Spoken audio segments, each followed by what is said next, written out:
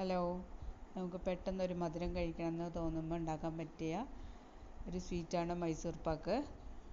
ഒരു പാൻ അടുപ്പത്ത് വെച്ച് അതിലേക്ക് ഒരു കപ്പ് കടലമാവ് റോസ്റ്റ് ചെയ്ത് മാറ്റി വയ്ക്കാം.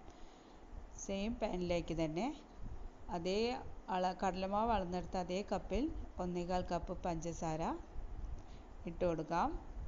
അതിലേക്ക് അര കപ്പ് വെള്ളം കൂടെ ഒഴിച്ച് നന്നായി മിക്സ് ചെയ്യാം.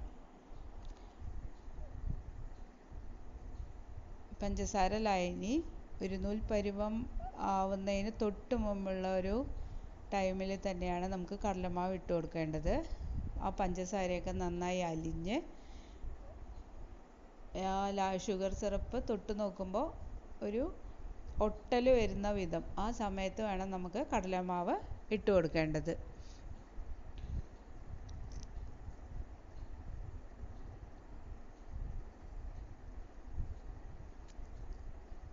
അതിലേക്ക് നമുക്ക് കടലമാവ് ഇട്ട് കൊടുക്കാം. കുറേശ്ശെയായി ഇട്ട് കൊടുത്ത് നന്നായി ഇളക്കി മിക്സ് ചെയ്യാം.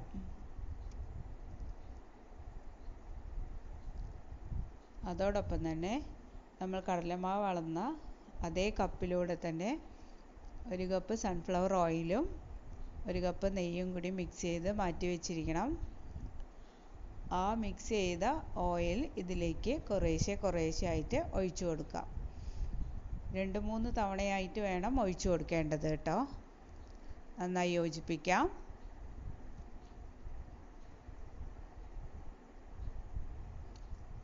ആ എണ്ണയെല്ലാം കടലമാവ് വലിച്ചെടുത്തിട്ടുണ്ട്. ഇനി അടുത്ത ഒരു ബാച്ച് ഒഴിച്ചു കൊടുക്കാം. നമുക്ക് പെട്ടെന്ന് ഉണ്ടാക്കിയെടുക്കാൻ പറ്റുന്ന ഒരു സംഭവമാണ്.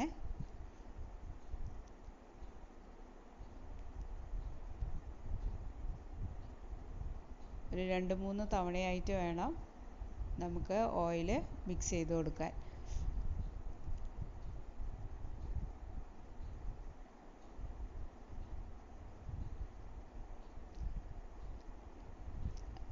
അതും ആ കടലമാവിലോട്ട് ജോയിൻ്റ് ആയിട്ടുണ്ട്. ഇനി അടുത്ത ബാച്ച് കൂടെ നമുക്ക് ഒഴിച്ചു കൊടുക്കാം.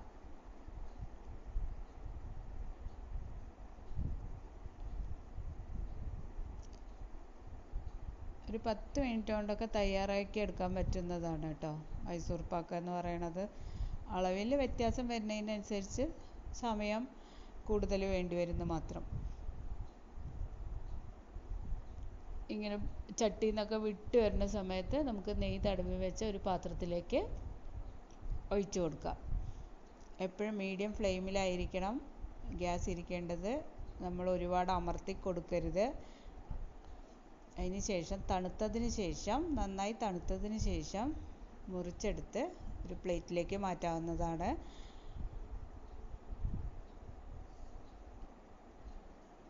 കണ്ടോ, അതിനുള്ളിലെല്ലാം നല്ല ബബിൾ പോലെ ഇരിക്കുകയും ചെയ്യും. സോഫ്റ്റാണ്.